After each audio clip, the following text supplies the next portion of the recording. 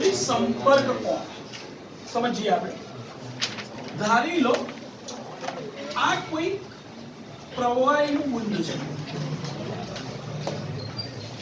આ પ્રવાહીના બુંદને આ કોઈ એક સપાટી પર ધારી લો કે કાચની સપાટી છે એની પર આપણે આપાત કરીએ છીએ એની પર મુક્ત કરીએ છીએ તમે જોઈ શકો છો કે એનો વ્યાસ આટલો છે હવે આ પ્રવાહીના બુંદને મેં આ રીતે મુક્ત પતન કર્યું તો રિયલમાં આ ભાગ અહીંયા આગળ એનો વ્યાસ જેટલો ભાગમાં ફેલાયેલું રહેશે તો વાસ્તવમાં એવું ના થશે આ જે પ્રવાહી જે છે એ આ રીતે ફેલાય આ જે બુંદ જે છે એને મેં મુક્ત પતન આપ્યું તો એ આ રીતે ફેલાય રિયલમાં આટલા જ ભાગમાં આવવું જોઈએ ને જગ્યાએ આટલા ભાગમાં પ્રવાહી ફેલાય ક્લિયર છો આ કઈ સપાટી છે ભાઈ તો કે કાચની સપાટી છે ઘન પદાર્થ સોલિડ આ પદાર્થની સપાટી છે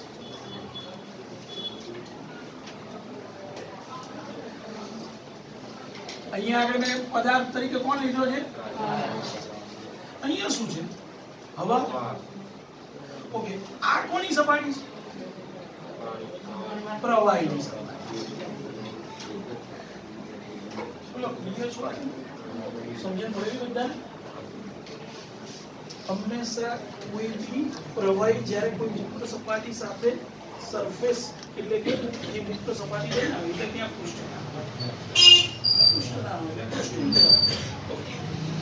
તો અહીંયા આગળ ધ્યાન દીધું પહેલી સપાટીની વાત કરી આ જે સપાટી પ્રવાહીની દેખાય છે પ્રવાહીની સપાટી આ જે આપણી ઘન પદાર્થની જે સપાટી છે અહીંયા આગળ સંપર્કમાં દેખાય છે તો આને સંપર્ક બિંદુ બોલે સંપર્ક બિંદુ પ્રવાહીની સપાટી પર દોરેલો આ સ્પર્શક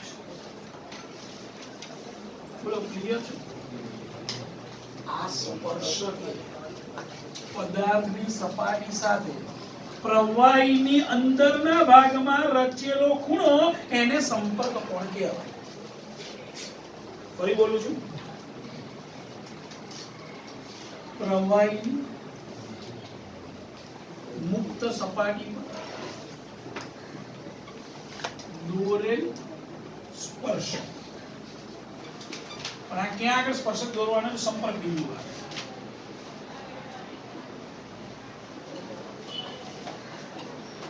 તમે અહીંયા અમે શરૂઆત આમે કરી શકો કે સંપર્ક બિંદુ આગળ પ્રવાહીની મુક્ત સપાટી પર દોરેલો સ્પર્શક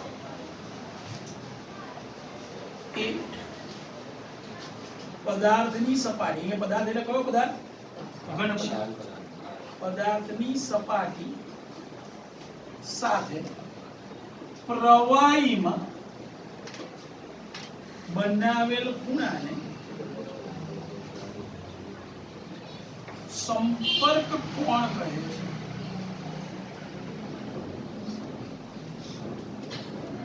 તો સૌથી પહેલા મેં તમને સંપર્ક કોણની વ્યાખ્યા આપી અહીંયા સંપર્ક કોણ છે ને સંકેતમાં આપણે ઠીક આવડે દર્શાવીએ તો એ ધ્યાનથી જુઓ આ જે સપાટી જે પ્રવાહીની દેખાય છે આ સપાટી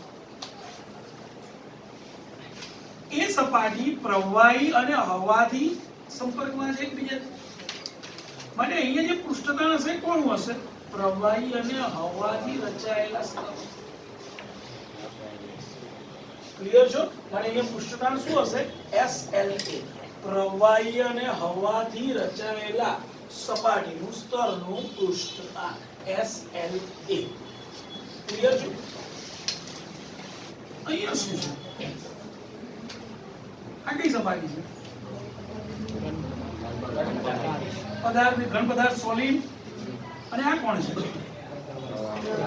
તો આ પૃષ્ઠતાણ કોણ થયું સોલિડ અને પ્રવાહીથી રચાયેલી સપાટી સોલિડ અને લિક્વિડ એ બંનેથી રચાયેલી સપાટીનું પૃષ્ઠતાણ તો ક્લિયર છે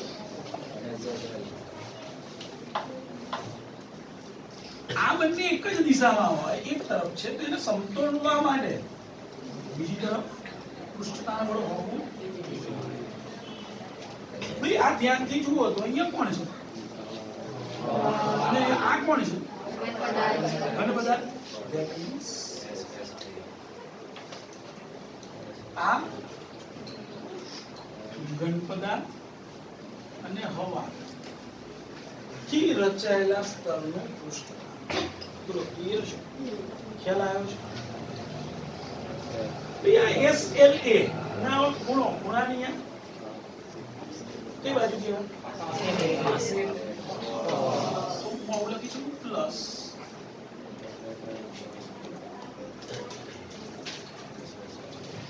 SLA cos. બોલો ક્લિયર છો ભાઈ?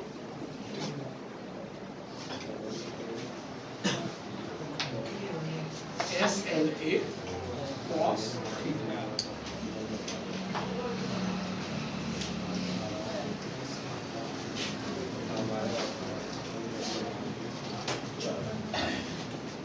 હવે જો આ સપાટી સંતુલન સ્થિતિમાં હોય તો આ બંને એકબીજાને સમતોલતા સંતુલન સ્થિતિમાં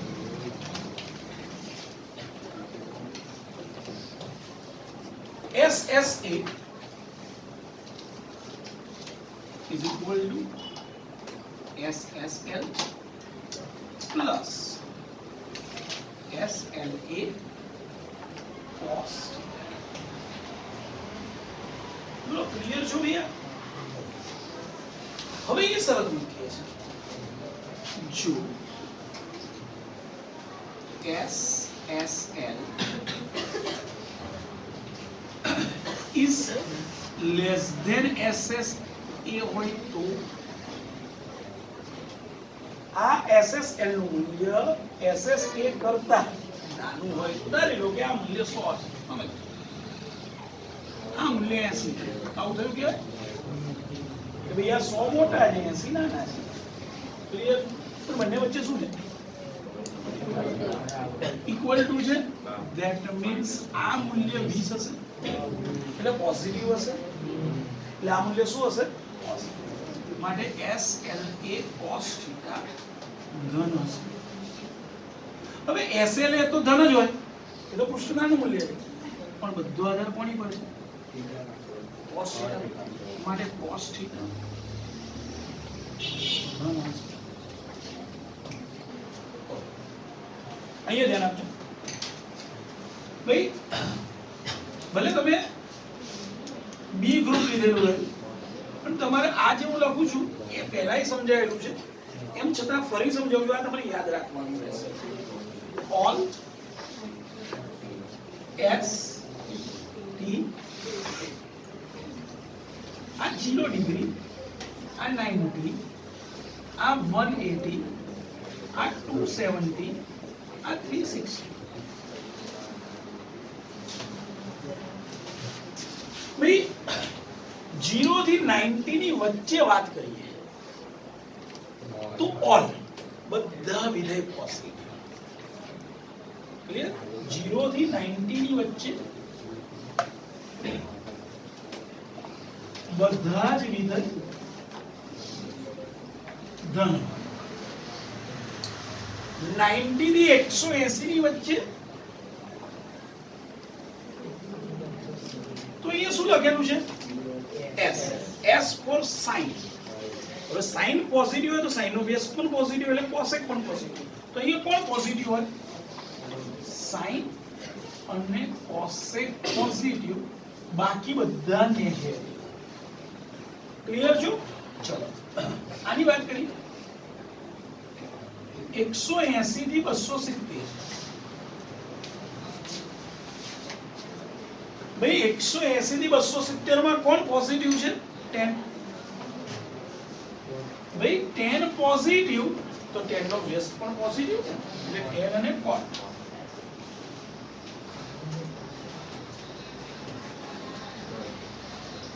જો 270 થી 360 ની વાત કરો તો cos પોઝિટિવ છે અને cos નો વ્યસ્ત sec પોઝિટિવ. આ યાદ રાખવાનું આપણે ડી ગ્રુપ વાળા. તો ધ્યાનથી જુઓ અહીંયા cos થીટા શું છે? ધન. ધેટ મીન્સ 0 થી 90 ડિગ્રી ની વચ્ચે હોય. ઘણા અંદાજે આમાંય ધન છે.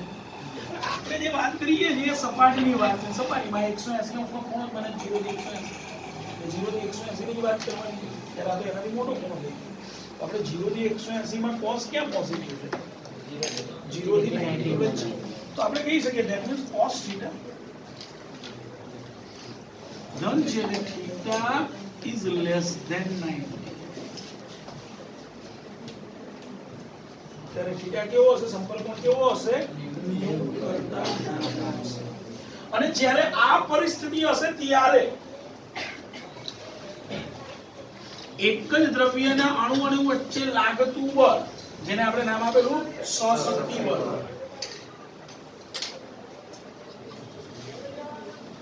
કરતા જુદા જુદા દ્રવ્યના અણુ વચ્ચે લાગતું બળ, જેને આપણે આસક્તિ બળ કહીએ છીએ, એ અહીંયા વધી જાય છે. ક્યારે? થીટા લેસ ધેન 90 હોય. તો અહીંયા આ તો પ્રવાહી હતું અને આ ઘન સપાટી છે. તો પ્રવાહીના અણુ વચ્ચે જે બળ લાગે છે એના કરતા પ્રવાહી અને સપાટી વચ્ચે લાગતું બળ વધી ગયું. માટે આ પ્રવાહી સપાટી પર ફેલાય છે. માટે પ્રવાહી સપાટી પર ફેલાઈ જાય છે.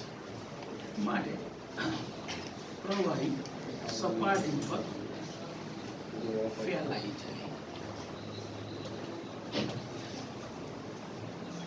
અને તેથી એ સપાટીને ભીંજવી નાખે. માટે તે સપાટીને ભીંજવી નાખે છે.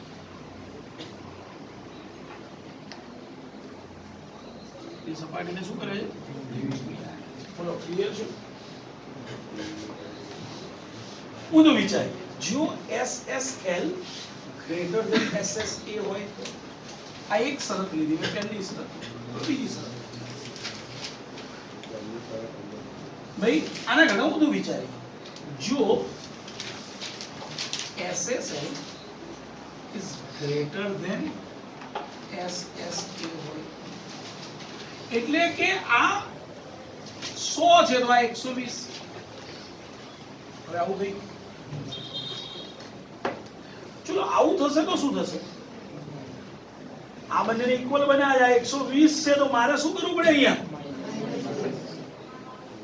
ધેટ મીન્સ આ કિંમત શું હોવી જોઈએ?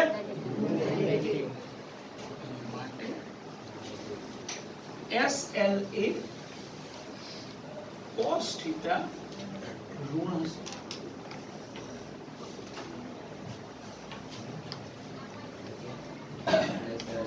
હવે SLA cos થીટા ઋણ, ધેટ મીન્સ cos થીટા ઋણ. SLA તો પોઝિટિવ જ છે માટે cos થીટા. ભાઈ cos થીટા ઋણ ક્યારે હોય? તો કે જો બીજા ચરણમાં cos થીટા કેવો છે? ઋણ છે. sin અને cosec જ પોઝિટિવ, બાકી બધું જ ઋણ છે એટલે cos ઋણ છે. ધેટ મીન્સ ખૂણો 90 કરતા કેવો હશે? મોટો હશે. માટે થીટા સંપર્ક કોણ 90 કરતા મોટો હોય એવા સંજોગોમાં પરિસ્થિતિ આ થશે. સહશક્તિ બળનું મૂલ્ય આસક્તિ બળ કરતા વધારે હશે. એટલે કે પ્રવાહીના અણુ વચ્ચે લાગતું બળ પ્રવાહી અને સપાટી વચ્ચે લાગતા બળ કરતા કેવું હશે? વધારે હશે. માટે એ સપાટી પર ખાસ ફેલાશે જ નહીં. સપાટી પર ખાસ ફેલાશે માટે એ સપાટી પર ફેલાતું નથી. સપાટીને ભીંજવી શકતું નથી. માટે એ સપાટી પર લઘુત્તમ સંપર્કમાં રહે છે અને તે સપાટીને ભીંજવતું નથી.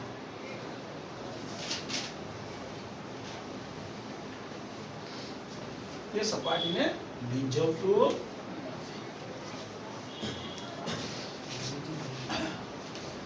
ભાઈ આ ક્લિયર છો ને? ક્યાં જવા દઉં છું?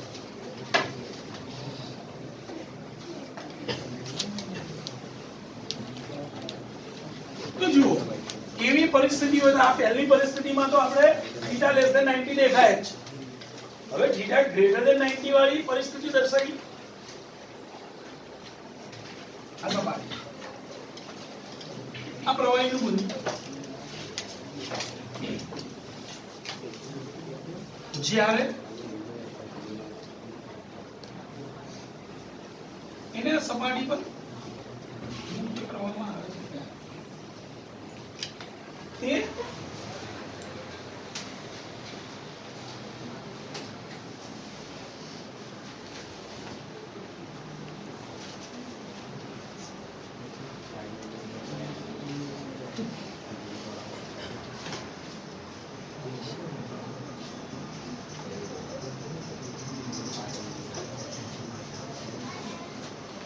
સંપર્કમાં જે ભાગ જે આટલો જ છે.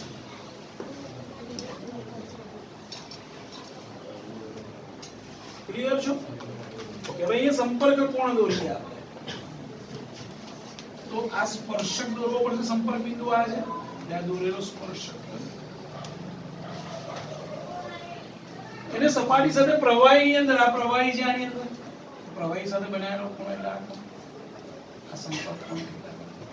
તમે જોઈ શકો છો થીટા ગ્રેટર ધેન 90. જ્યારે આવી પરિસ્થિતિ હોય ત્યારે એ સપાટીને ભીંજવતું નથી.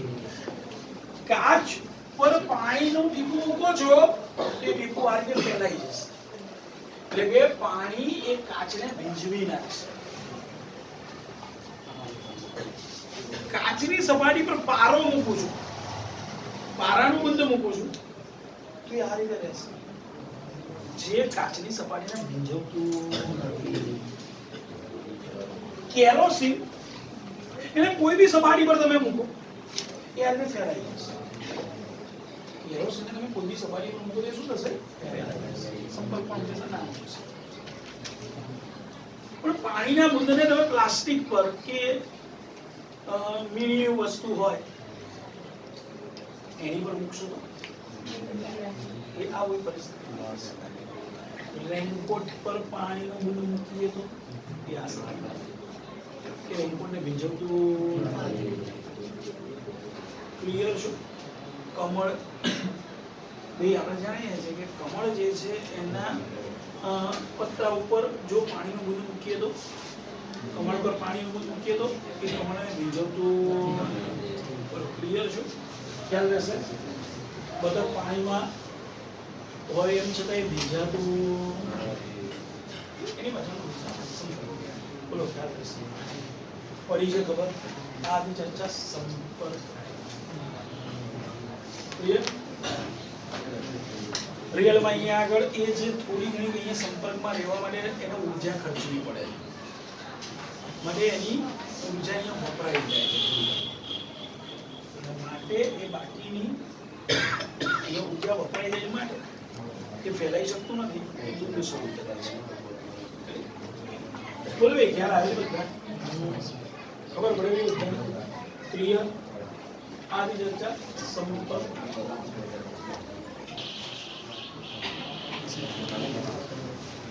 ધારી લો કે આ કોઈ પ્રવાહીની સપાટી છે, મુક્ત સપાટી.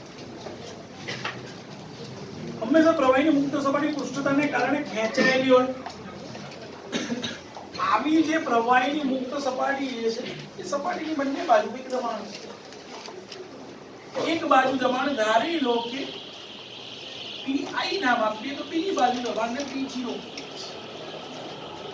આ અંદરના ભાગમાં બહારના ભાગમાં એવું પણ તમે બોલી શકો, ઇનર અને આઉટસાઇડ.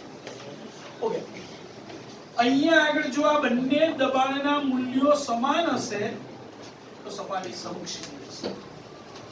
તો સપાટી કેવી હશે? સમક્ષિતિ. એટલે જ્યારે પણ તમને કોઈ પ્રવાહીની સપાટી સમક્ષિતિ દેખાય તો તમારે સમજવાનું કે નીચેના ભાગનું દબાણ અને ઉપરના ભાગનું દબાણ કેવું હશે? સમાન હશે.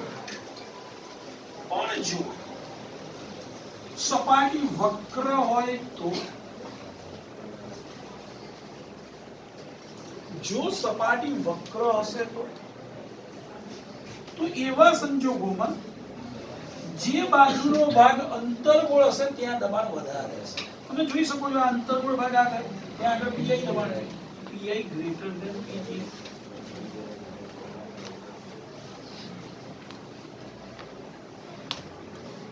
અહીંયા અંતર્ગોળ ભાગમાં P0 છે અને P0 is greater than P1. ચલો ક્લિયર. તો આની પરથી આપણે યાદ શું રાખવાનું, આપણે ધ્યાનમાં એ રાખવાનું કે જ્યારે પણ વક્ર સપાટી દેખાય, પ્રવાહીની મુક્ત સપાટી તમને વક્ર સપાટી દેખાય તો હંમેશા સપાટીના અંદરના ભાગમાં અને સપાટીના બહારના ભાગમાં દબાણનો તફાવત હોવાનો છે. બોલો ક્લિયર છો? ખ્યાલ આવ્યો છે? પડે ખબર? કમ્પ્લીટ. હવે વાત કરીએ પ્રવાહીનું બુંદ. પ્રવાહીનું બુંદ કે પરપોટ. ભાઈ ધારી લો કે આ ત્રિજ્યા વાળો એક પરપોટો છે અથવા પ્રવાહીનું બુંદ છે. ભાઈ પ્રવાહીનું બુંદ હશે તો અહીંયા આગળ ચારે બાજુ તો પ્રવાહીની અંદર જો રચાયેલું હશે તો અહીંયા પ્રવાહી હશે ને અહીંયા આગળ હવા. આવું જે પ્રવાહીનું બુંદ છે એની વાત કરું જેની ત્રિજ્યા r છે તો પરપોટો છે. વિચારી લો આ ત્રિજ્યા વાળો એક પરપોટો છે. ક્લિયર છો? ઓકે. આ ત્રિજ્યા વાળો પરપોટો જે છે ધારી લો કે પ્રવાહીની અંદર રચેલો છે. એટલે કે પાણીની અંદર આપણે એક પરપોટો રચ્યો છે. અંદર શું હશે? હવા. બહાર શું છે? મુક્ત સપાટી કેટલી થઈ? જો પરપોટો હવામાં રચ્યો હોય, આપણે જાણીએ છીએ નાના હતા તમે ત્યારે તમને સાબુના પરપોટા રચવાનો ફૂંકો મારી ગાર્ડન આગળ તમે જઈ અને એ પરપોટા ત્યાં આગળ પેલી ભૂંગળી અંદર સાબુના ધરામાં નાખી અને પરપોટા ફૂલાવતા હતા. તો એ જે પરપોટો જે છે એ ક્યાં ફૂલતો હતો? હવામાં. તો ત્યાં આગળ બહાર પણ હવા અને અંદર પણ હવા. તો ત્યાં કેટલી મુક્ત સપાટી? મેં અત્યારે જે ચર્ચા કરી એ કઈ ચર્ચા કરી? પ્રવાહીની અંદર પરપોટો. તો કેટલી મુક્ત સપાટી? તો ધ્યાનમાં રાખજો અત્યારે મેં જે ચર્ચા કરી રહ્યો છે ને એક મુક્ત સપાટી છે. ભાઈ અંદરના ભાગમાં ધારી લો કે દબાણ Pi છે, બહારના ભાગમાં દબાણ ધારી લો કે P છે. તો મને એમ કહો તો આ પરપોટામાં દબાણ Pi અને P સમાન હશે કે જુદું હશે? કેમ જુદું? વક્ર સપાટી છે. ક્લિયર? આપણું ધ્યાન આની પર હોવું જોઈએ કે ભાઈ આ સપાટી વક્ર છે ને, દરમિયાન દબાણનો તફાવત છે ફિક્સ. ઓકે. મને એમ કહો તો કોનું દબાણ વધારે ને કોનું દબાણ ઓછું? Pi વધારે છે. કેમ? તો કે આપણે પહેલા જ કીધું અંદરના ભાગનું દબાણ વધારે છે. દબાણનો તફાવત કેટલો હશે? અંદરના ભાગમાં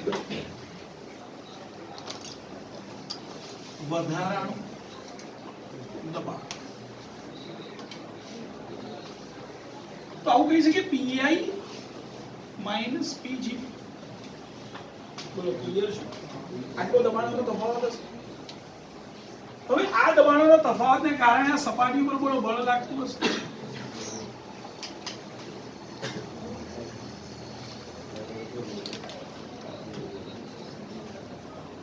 તો આ દબાણના તફાવતને કારણે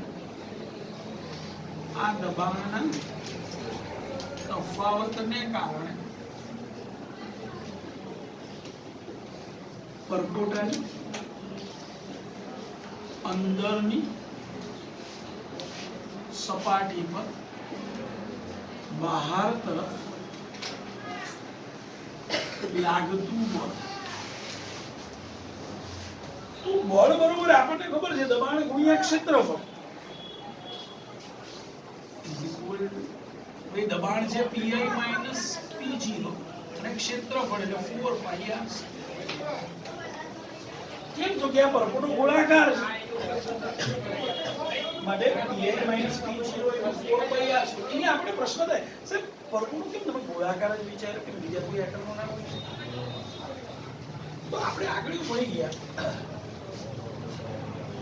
કે દરેકે દરેક પ્રવાહીની મુક્ત સપાટી પૃષ્ઠતાણને કારણે પોતાનું ક્ષેત્રફળ લઘુત્તમ બનાવવાનો પ્રયત્ન કરે છે. જો ક્ષેત્રફળ લઘુત્તમ બનાવવું હોય તો જુદા જુદા આકારોમાં કદ બધા માટે સમાન રાખે. સમાન કદ માટે જો જુદા જુદા આકારો ધરાવતા ઘન વિચારીએ તો એમાં ગોળાકાર એવો એક આકાર છે કે જેમાં ક્ષેત્રફળ સૌથી ઓછું છે. બરાબર, તમારી જોડે એક સરખા કદ ધરાવતો પદાર્થ હોય એમાંથી તમે ચોરસ બનાવો, લંબચોરસ બનાવો, ત્રિકોણાકાર બનાવો, નળાકાર બનાવો, ગોળાકાર બનાવો, તો આ બધામાં કદ બધામાં સરખું રાખવાનું ધ્યાન રાખજો. તો આ બધામાં સમાન કદ હોવા છતાં નાનામાં નાનું ક્ષેત્રફળ શેમાં હશે? અને માટે પરપોટો કેવા આકારનો રચાય? અહીંયા આપણે એવું શરત મૂકી દઈએ છીએ કે આપણે ગુરુત્વાકર્ષણ બળને અવગણીએ છીએ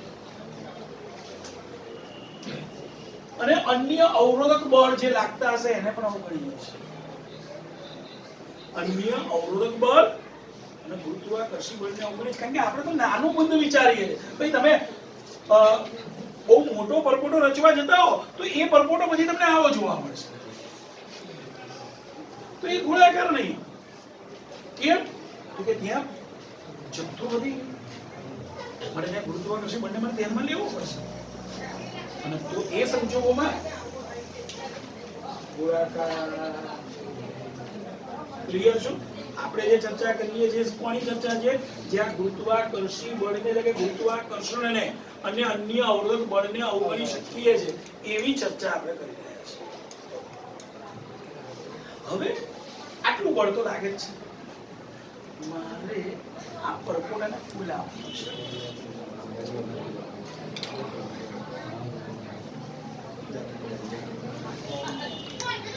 મારે આ રીતે પરપોટાને ફૂલ આપવું છે. તો ફૂલાવવા માટે મારે બળ લગાડવું પડશે કારણ કે બહારના દબાણને નહીં તો આ તો સમતોલી નાખશે. આટલું દબાણ તો ત્યાં સમતોલાય નહીં પણ આટલું જ બળ જો હું બીજું વધારાનું લગાડી દઈશ તો પરપોટો બહારના ભાગ તરફ એની ત્રિજ્યામાં વધારો થતો જશે, ફૂલતો જશે. મારે ડેલ્ટા આર જેટલો વધારો છે. ડેલ્ટા આર જેટલો સૂક્ષ્મ વધારો વિચારો. આપણે એટલો બધો નથી ફૂલાઈ નાખવાનો પરપોટો તૂટી જાય. આપણે પરપોટામાં સૂક્ષ્મ વધારો કરીએ. આ બળની અસર હેઠળ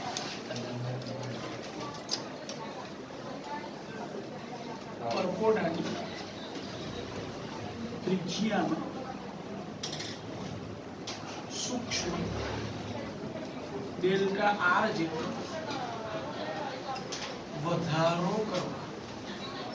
હવે આપણે જાણીએ છીએ ડેલ્ટા આર જેટલો વધારો કરીએ એટલે ક્ષેત્રફળ વધશે અને ક્ષેત્રફળ વધશે તો ઊર્જા વધારાની આપવી પડશે. આપણે જાણીએ મુક્ત સપાટી સાથે શું સંકળાયેલું હોય? ઊર્જા. આપણે ભણી ગયા તો મારે અહીંયા આગળ ઊર્જા આપવી. કેટલી ઊર્જા આપવી પડશે? એક ક્ષેત્રફળમાં થયેલો વધારો ગુણ્યા એકમ ક્ષેત્રફળ દીઠ પૃષ્ઠ ઊર્જા એટલે કે પૃષ્ઠના તો મારે અહીંયા આગળ પેલા તો ક્ષેત્રફળમાં કેટલો વધારો થાય એ જાણવું પડશે.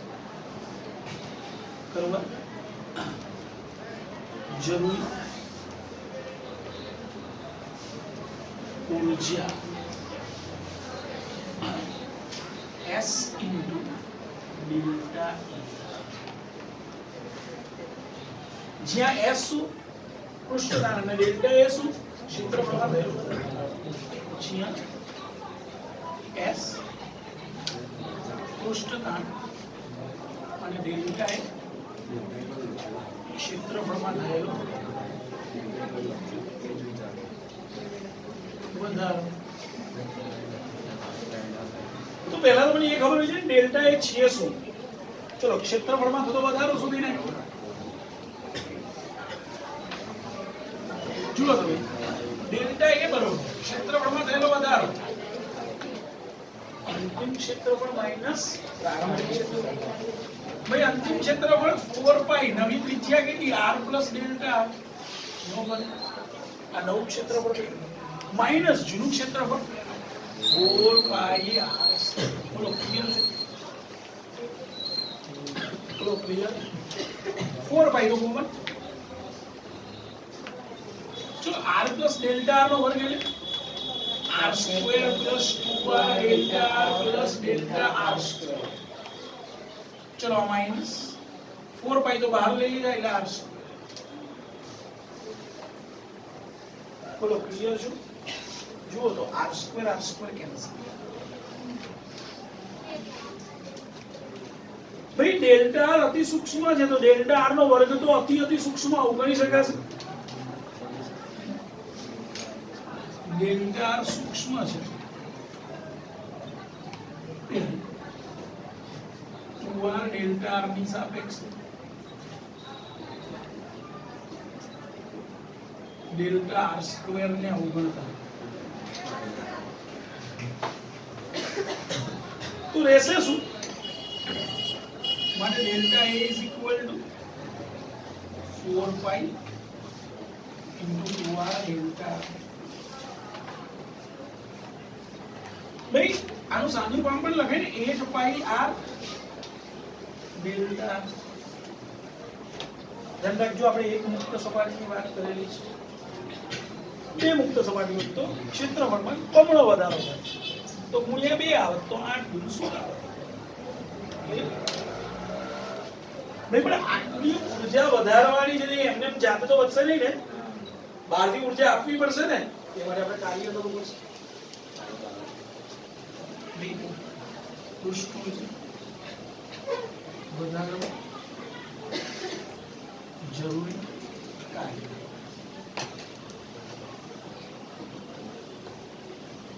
ભાઈ કાર્ય બરોબર તો બળ ગુણ્યા સ્થાનાંતર, બળ કે સ્થાનાંતર કેટલું કરવું છે આપણે?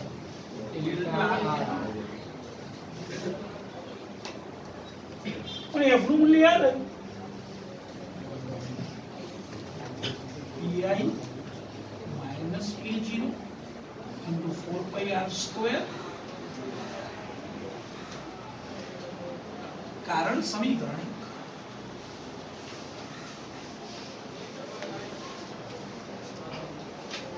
આના સમીકરણ બે થઈ, બોલો ક્લિયર છે? ઓલરેડી આ ઊર્જા કેટલી હતી?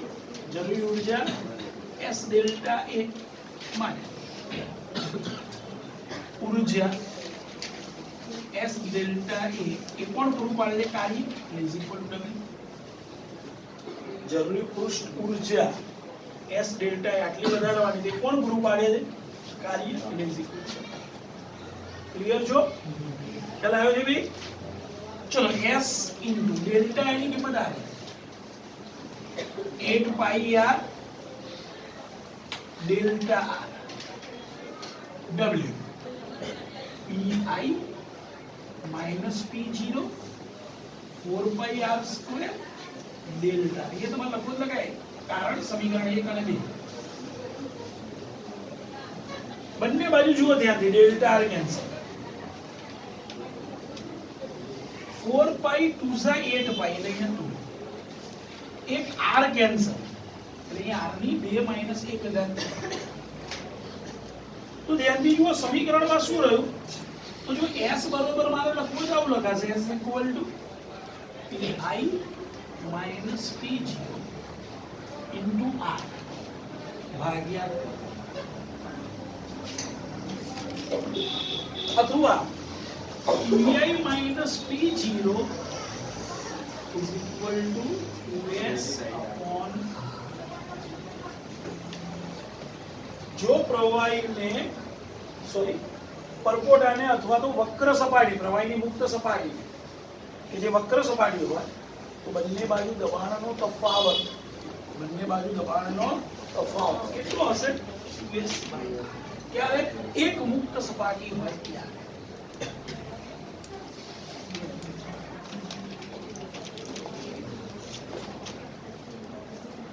પણ જો બે મુક્ત સપાટી હોત તો એટલે કે બંને બાજુ હવા હોત તો અહીંયા આગળ 8 પાઈ ની જગ્યાએ 16 પાઈ આવ્યું તો અહીંયા 16 છે મને અહીંયા 4 આવે જવાબ શું આવે 4s બાય r જો બે મુક્ત સપાટી હોય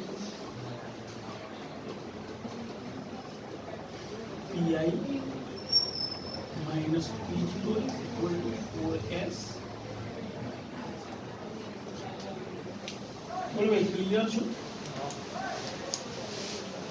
આ પ્રવાહીના બુંદ કે પરપોટા માટેની ચર્ચા છે 3 માર્કમાં પૂછાયા છે